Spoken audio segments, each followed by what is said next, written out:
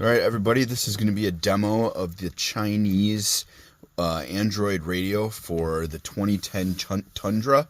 These are really cheap off Amazon, and at first I was real skeptical, but I put it in and I've been playing with it a bunch.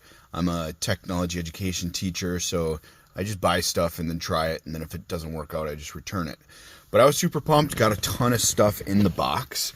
There's a lot of cords that come with it in the box. So for different applications, you can use different cords.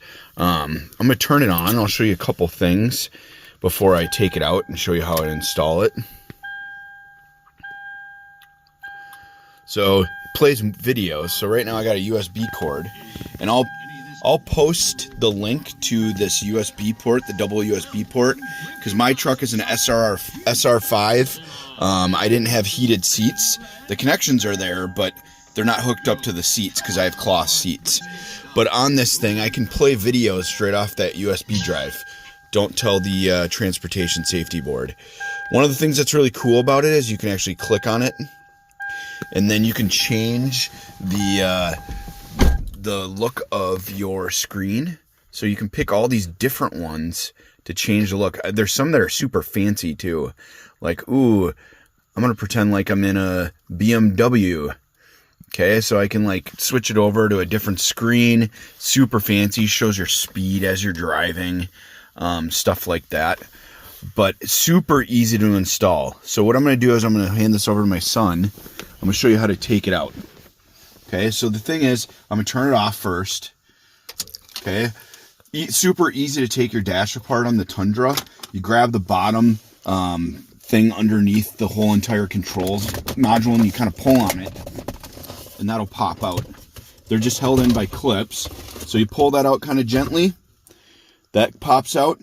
Then the next thing is you kind of need to work the side of your dash next to the radio and get it loose. So that kind of pulls out a little bit, and then the other two pieces will come out. Okay, so when you're removing your stock radio, it's really easy to get the stock radio out when you do this. It just takes a couple screws. There's other videos on YouTube to show you that. But you're just going to pull this thing out. It's actually not as hard as I'm making it look. So once you get it kind of installed together, they kind of stick together. But I wanted to show you a couple cords on the back. Okay, so if I bend this down, okay, and I kind of pull it out of there, you can see this is the harness that comes with the radio.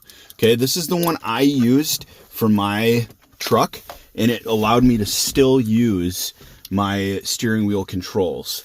I'm using the factory radio cord, which works great.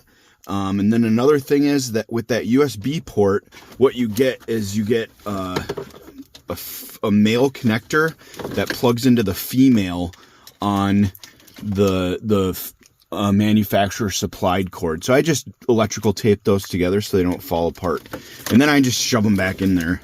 So I got the GPS is in there, and I got all that crap just kind of shoved back in there, because this radio doesn't take up very much space, and I don't really give a crap what it looks like back there.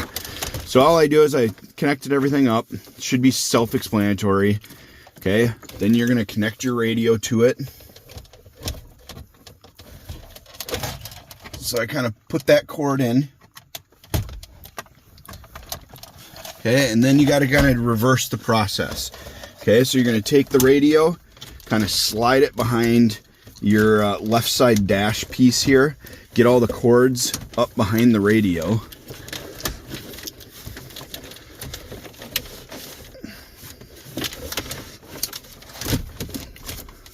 And that's kind of one of the harder things I found, is like there's so many extra freaking cords and slack back there.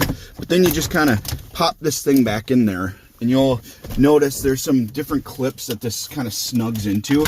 But with this radio, it kind of relies on the factory dash components to hold it in place. So obviously a thief, if they want to steal the radio, it's going to be super easy for them. But at the same time, it's only $150.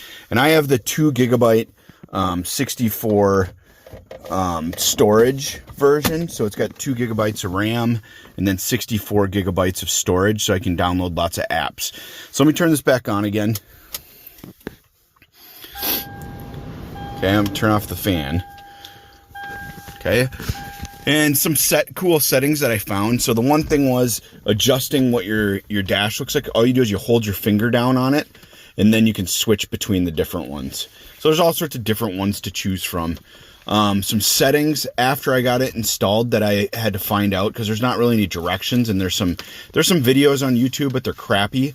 So one thing I found out is if I go into my apps and then I find the steering wheel key, this is how you program your steering wheel controls.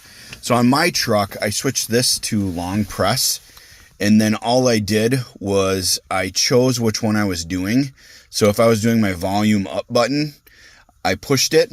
Then I went over here to the volume up button, held it down, and then it turns yellow. Okay, that's how you know it's programmed in. Okay, then you hit save, and that'll save it to your stereo. Now I can click the power up button if I was playing something. Oh, I guess even without playing something, it'll go. So it's hooked up to my phone through Bluetooth. So with Bluetooth on, I can actually connect to the radio. And the way that you do that with an Android, and one that's a 4-pin, but one of them allows you to actually get into the USB drive. And I just have like a 16 gigabyte, probably USB 2.0 flash drive. And if I go to apps and I go into where it says like videos, where is it? Video. I can then navigate into that folder. So if I go to USB drive, I can go over to, like, let's say we wanted to watch Sonic the Hedgehog. And I'm just going to play it for a second, so hopefully I won't get copyright. So if I go forward a little bit, you can see it plays super well on the truck. And this doesn't even have Wi-Fi connected or anything. So you can play videos, which is super. Don't tell the Transportation Safety Board. Okay, so that works really well. There's the ability to copy it to the hard drive on the radio, which is kind of cool. So you wouldn't have to use your USB drive. But I just have it sticking out right there. I might buy one that's a little shorter, which will make it so it doesn't stick out as far. A couple other things. You got your audio settings. So you can go in here and change the balance of your sound in your system. I found that just leaving it on the dance setting, I got good bass, good treble. It sounds really good in the truck, so I just leave it where it's at. I'm trying to think what other cool stuff I found on here. CP link would be if you're using CarPlay with an iPhone. Prime Video, I did find out you can download your videos onto the device. So I'm just sitting in my garage. I got my Wi-Fi on, connect my radio to the Wi-Fi in my house. I can download videos to my truck. So that worked pretty good. So you can do that. I think that pretty much sums up most of the stuff that I figured out. But